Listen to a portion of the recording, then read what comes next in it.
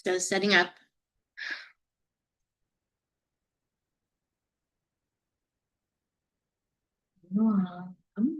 You can do it.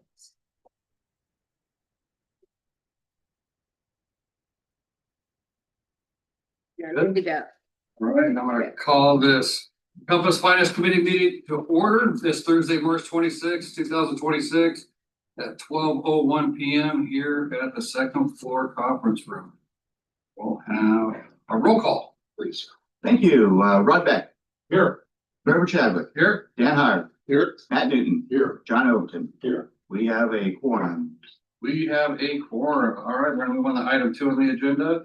We need to elect a temporary finance committee chair. Did you want to talk about that at all? Well, due unfortunately to the passing of Mayor Hogaboom, our bylaws, the way that we're set up, we need to elect someone to serve as the temporary chair for this committee. We will also be electing later in the agenda the finance committee vice chair, which is the position that the temporary chair, the presiding officer, is going to be filling.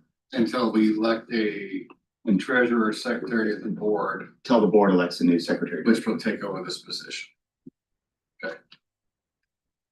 We'll stand for some nominations, I guess, for the temporary vice chair. And Trevor Chadwick to be the temporary chair. Second that. All right, we got a motion to second. Any further discussion? Anybody else want to do it? All in, need a roll call vote or No, you don't. no? All in favor? All right, all right, that motion carries. Like, that will be the temporary chair. All right, we'll move on to the open discussion announcement, sir. Got anything? Nothing from me. Any of you guys have anything from the county? Yeah, Yes, sir. first professional soccer game in Ada County is April 4th, Well, that's coming up. coming up April 4th. Yep. Now, they're already playing a few other away games, but their first home game, April 4th. What's the record? Oh, no. They They're all lost friendlies. Oh, last they all week. friendlies? They lost one last week, but it's preseason. Oh, good. Yeah, friendlies. So Sounds like it'll be a lot of fun. It's gonna be crazy. Total over 7,000 season passes. That's crazy. That's amazing. Good. That'd be good. Well, anyway, April 4th, April 4th. Saturday the 4th thing. Right, oh, right before Easter. Saturday before Easter. You guys have anything that you want to say? Okay. All right, we'll move on to the consent agenda. Entertain a motion to approve the consent agenda. So moved. Second? Second. Okay, we got a motion and a second. You have the names there. Sorry. was that John and Dan? Yes. Okay. John. Oh, Dan and John. Okay, thank you. Any further discussion? Hearing none, all in favor? Aye. All right, that motion carries. Move on to item 5, our action items to elect a finance committee vice chair. And we did not have one at the time, correct? That is correct. So do we need to do that now, or should we wait till after the committee chair is elected? Because that could change everything. It could, I think we should go with. Go after we get select a secretary treasurer. Okay. Yeah, This would typically, the way that this would typically work is we would be electing the vice chair to fill the vacancy. That, it's a 1-year term, and so we would be filling that position. And there would be a secretary treasurer in that role already. We do not have any finance committee meetings scheduled before the next board meeting. Between now and the next board meeting. So, the 4 meetings with all vice secretary. yes. Okay. I think we'll nominate from the board. Correct. Okay. Well, I suggest that they will hold the table list. Everybody agrees with that? Yeah. You want a motion for that? Yeah, let's. Hey, you want to make that motion then? I'll make a motion that we table the elected vice chair. And you seconded it. Got that? Okay. Any other discussion? All in favor? All right. Any opposed? Okay, we'll table that until the next finance committee meeting. All right, on item 5B, you approve a variance report. We got Miss Meg. Like shit like that. Thank you. Well, I was looking over there.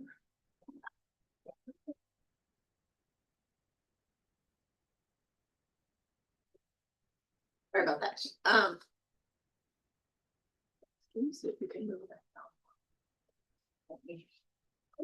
Sorry about that. Thank you, Mr. Chair. So we have the variance report. Staff provides the quarterly budget to actual variance report to give you the opportunity to provide oversight of Compass's financial activities. Get additional details and ask any questions that you may have. The variance report for the quarter ended December 31st, 2025 begins on page 5 in your packet. 5 in your packet with the memo, which provides explanations on the major items. My comments will be just focus on the summary of budget to actuals by line item, which is on page 7 in your packet. So turning to look at that page. The upper section of the report shows the year-to-date billings and payments on our federal grants that we have received in the first quarter. Federal grants are billed on a reimbursement basis after the expenses have been incurred. For the year, our staff typically records the revenue when the payment is actually received. So the revenue that you see here covers expenses incurred in October and partially November as well. As we proceed through the year, those expenses will catch up with our revenues until we make that final accrual of revenue in September. Revenues and expenses will be all matched up. We anticipate carrying over at least 220,000 of the Surface Transportation Block Grant or STBG funds for Communities Motion 2055, as that project will wrap up not until 2027. The High Capacity Transit Pell, the Carbon Reduction Strategy, the Spears Project, and the Waterways Pathway Project are all expected to be fully billed in 2026. Moving on down the page, the next line is member dues. As of the report date, we've billed out 2 quarters of our member dues. Some members pay we pay the full year all at once, which is why this line item is a little bit ahead of budget for this point in the year, but we should get just exactly that 1.1 million by the time we reach the end of the year. We just did the 2026 orthography flight last week. So we will be billing out our participant contributions in the second quarter for that 125,000 shown there. Interest revenue and other miscellaneous revenue categories are on track with our expectations. That last line item in this section, other income, 300,000, was a member agency contribution toward a project development project that has since been withdrawn. So we will not receive that 300,000, nor will we incur the associated expenses.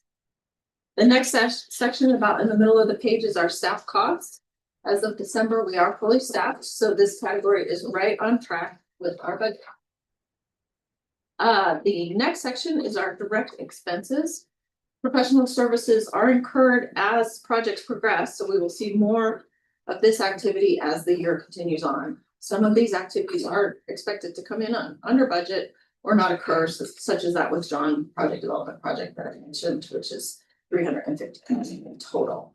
So this category I expect to end the year at about 75 to 80% budgeted. Last area there on the page is the indirect expenses. These are, the last line in this direct expensive category says that it says carry forward of unprogrammed CPG and local funds. That should be STBG. That's that Communities in Motion 2055 that will carry over that I mentioned in the revenue section. Last section is indirect. This category is at about 50% of the budget because some of these expenses, such as the contribution for building maintenance that we went to the Condo Association, audit fees and so forth are paid out in the first quarter. Do not expect this category to go over budget. It should level out as we continue through the year. Page 8 shows the same information just presented by program instead of line item. And page 9 is our balance sheet as of December 31st. You can see there that our fund balance at December 31st was about $2.3 million, well above that $1 million reserve requirement that you established. We do anticipate drawing down around 280,000 of that fund balance to cover operations as we proceed through the year, which is an improvement over the 332 that we budgeted, but still significant. That concludes my comments. Happy to answer any questions. Any questions for Ms. Mag from anybody? And then here's our motion up here on the board. Anybody wish to make that motion? The motion I Recommend we approve the finance committee, or excuse me, recommend the finance committee approves the variance report for October 1, 2025 through December 31st, 2025. I'll second that. We have a motion and a second. Any further discussion? Hearing none, all in favor? Aye. All right, any opposed? Carrie, thank you. All right, Ms. Mag, on to the general membership dues. All right, thank you, Mr. Chair. So the membership dues policy is codified in our joint powers agreement and also shown on page 11 in your packet. This is a very brief summary of that policy. We use the population estimates that will be presented to the board in April. The proportionate share of the population for the jurisdiction, so cities, for example, are 1/3 of their total population. Counties are half the unincorporated population and 1/3 of the incorporated population, and highway districts that same two ratios there. And then all of that multiplied by a per capita rate that is accepted by the board and by you and the board to calculate the dues. So we've used the same per capita rate shown here since 2015. On page 12 in your packet, we have the estimated 2026 population by jurisdiction as developed by the staff and the demographic advisory work group. And then the dues amount calculated with that population and this formula shown on the screen. The prior year dues are presented for comparison. Overall, in the two county region, population increased about 4.7% year over year. And so the increase in proposed dues follows that population increase proportionately. The per capita rate is the same as the prior year. So the action we're asking for you today is to recommend the proposed dues to the full board. The proposed dues amount would be a ceiling for the dues that would be included in our fiscal year 2027 Unified Planning Work Program and Budget, or UPWP, not known by any other names, which will come before you later this year. Given our member agencies, the anticipated maximum amount of dues at this point in the year early on helps with their own budget preparation as well. So that concludes my comments. I do have some questions for you. Sure. So are we getting a 2026 number? Yes, 2026 population used to calculate 2027 dues. But that's not what's in, oh, I'm sorry. I was looking at the wrong, I'm sorry. That's okay. I was completely thrown off. I'm like, wait a minute, these are my old numbers. Good Lord. Yeah, they're presented for comparison the prior year. Got it. Never mind. My questions is down. Oh, good. Any other questions for Ms. Mag? All right, I think we have a motion, recommend a motion up there on the board. Finance committee recommends approval of the FY 2027 general and special member dues as presented. Okay, we have a motion, we got a second? Second. All right, we have a motion second. Any further discussion? Hearing none, all in favor? Aye. All right, any opposed? That motion carries. Let's quick, we go on to the informational items. Ms. Meg got information item for us on disbursements made. Thank you, Mr. Chair. So, in compliance with our finance policy and procedures that were approved by the board way back in 2015, we provide a list of all disbursements made since the last time that you met. This gives you the opportunity to review our expenditures and ask any questions or get more information on any items. So that list of disbursements starts on page 13. I'm not going to read through them, but I'm happy to answer any questions. Okay. And then we move on to the second item. Yeah. That you have on there. You guys have any questions for her on that? Anybody? No? All right, we'll go on to your second one there on the 5-year revenue expense. Thank you. So this item starts on page 16 in your packet. These 5-year projections are one of the first steps in the development process of the UPWP. We're not asking you to approve these projections. These can change as we develop the UPWP. This is an information item meant to provide a high-level overview of what we're looking at and importantly place that FY27 UPWP in kind of a longer-term, bigger picture context to help inform decisions. The memo is on page 16 and includes some descriptions of the major items. On page 18 in your packet is the summary of the projections, and that's where my comments will focus. So a quick orientation to this worksheet. The two columns on the left, kind of in an orangey color, are the actual results for fiscal year 24 and 25 from our audited financial statements. The next column in the lighter orange is based on what we know today, where we expect 2026 to end. And then a very early estimate of the FY 27 proposed budget, and the remaining columns estimated for the next 4 years after that. So the first item in the revenues is member dues. This should look familiar. For fiscal 27, the dues are the amounts that you just recommended, calculated with this formula. And then for the out years 28 to 31, they reflect an approximate 1.5% annual growth in population with that same per capita rate. At that rate of growth, we would reach that forecasted 2055 population that the board approved in 2024. So the gradual, there's that rate. That gradual increase that you see in dues represented on this chart is attributable almost entirely to population growth. The capita rate has stayed the same.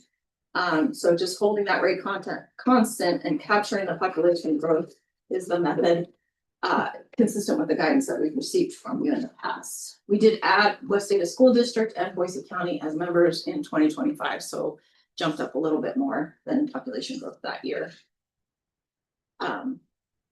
Next up is federal grant revenue is our next category. These totals are our best estimate based on what we know today and reflect the amounts that are included in the approved TIP, the Transportation Improvement Program. So I'd like to call attention to that projected federal grant revenue for planning shown with the blue bar. We have our consolidated planning grant revenue at about 1.8 million and are off the top from the STPG funds at approximately 306,000 annually. So the sum of those two is about $2 million. In FY 24 to 26, you see it moving up and down a little bit there, which is just a function of amounts carried forward to and from prior years and into the next year as projects are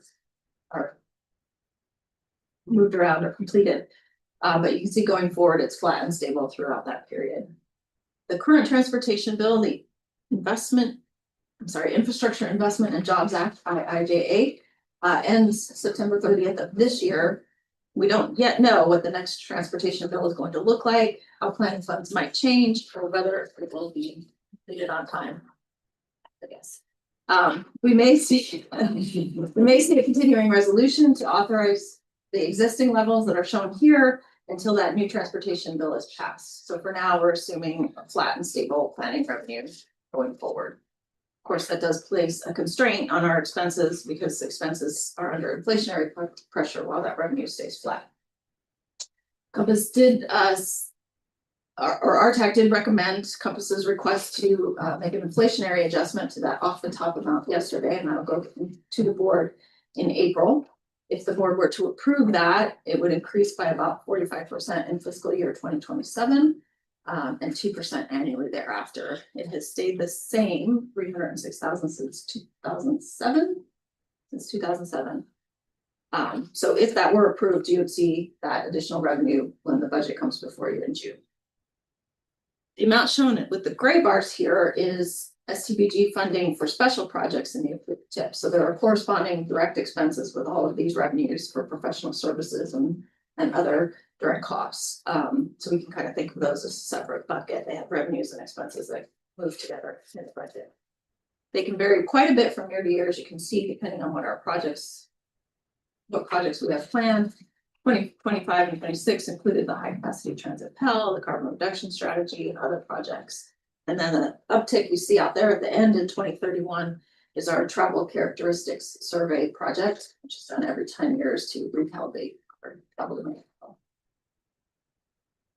The next section is just our remaining revenues, which include annual contributions from our participating agencies to cover our orthophotography flight. That's 125,000 annually. And that last flight on our current contract will be in 2027, but we're assuming it stays flat moving forward. Got a couple of small contributions for other items, and then that interest revenue declining over time as our fund balance is expected to decline as well. Moving on to expenses, always forget this one. On the revenue side, we get about 65% of our revenue from federal grants, about 30% dues and 5% other. This stays pretty pretty much in the proportions each year, just varies a little bit. For example, last year, our total federal revenue was 65%, 68% this year, as shown. So on the expense side, next up is our staff costs, or salaries, payroll taxes, and fringe benefits. This represents about 60% of our total anticipated expenses in fiscal year 2027. We have 19 total staff. We are fully staffed at this time. For these preliminary estimates, we included a 2% merit adjustment pool and a 1.5% cost of living adjustment pool in fiscal year 27. Just for reference, the 12-month CPI Urban West as of February was 2.7%. The total growth in the fiscal year 26 budget compared to the fiscal year 27 budget and staff expenses is actually about 5%, because we were able to fill some of our vacant positions with more senior level staff. Going forward, in 28 and beyond, it's a total of 3% annual adjustment pool to salary expense. Included 3.5% growth in benefit costs in 27 and 3% annually thereafter. We budgeted for the expected implementation of the Percy rate increase this July, and then flat Percy rates there. Next up, our direct expenses. Again, these vary quite a bit from year to year, depending on the planned project. So you see that big uptick out there in 2031. And generally, for many of these projects, we have revenues associated with them. And then lastly is our, and there's quite a bit of detail on the direct expenses on pages 20 to 22 in the packet. Lastly is our indirect expenses. This covers things like building maintenance, audit fees, insurance, kind of all of those kind of office overhead type costs. We have a 3% annual inflationary adjustment in these estimates, but generally they're expected to remain quite stable. Detail on these is on page 23 in the packet.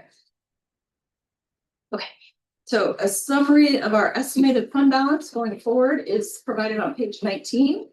Your direction, as I mentioned, was to maintain about $1 million in reserve, and we have maintained that level. We actually grew our fund balance every year from 2015 through 2023, except for 1 year when it declined a little bit. But beginning in 2024, we started drawing that down some, with a draw in excess of $300,000 for 2025 and about the same projected for 2026. In past years, as that growing line showed, we have not drawn our fund balance at the levels that we anticipated in the budget. So on this chart, the budgeted fund balance is a negative amount with the blue bars, but in most years we increase as shown with the orange bars. That starts to change in 24 and 25 and 26. The fund balance draw did not match the budget level, but it was still significant. This path is not sustainable. So as we look ahead, our budgeted expenses are exceeding our budgeted revenues. This gap between the blue and orange line shows blue being expenses and orange being revenues.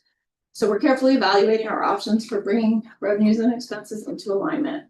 I already mentioned that we have a request to increase that off the top funding going before the board in April, which will help close some of that gap.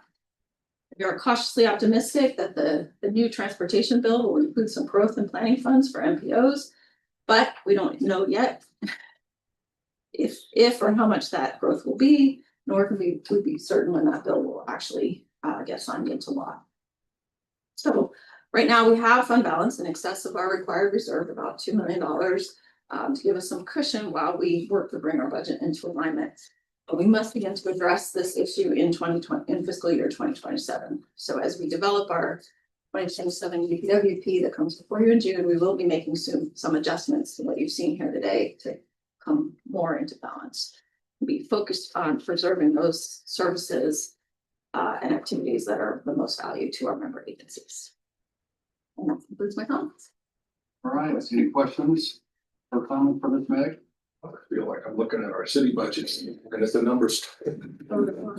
How we're gonna keep funding at the level we got. Yes, sir. I have a question, Meg.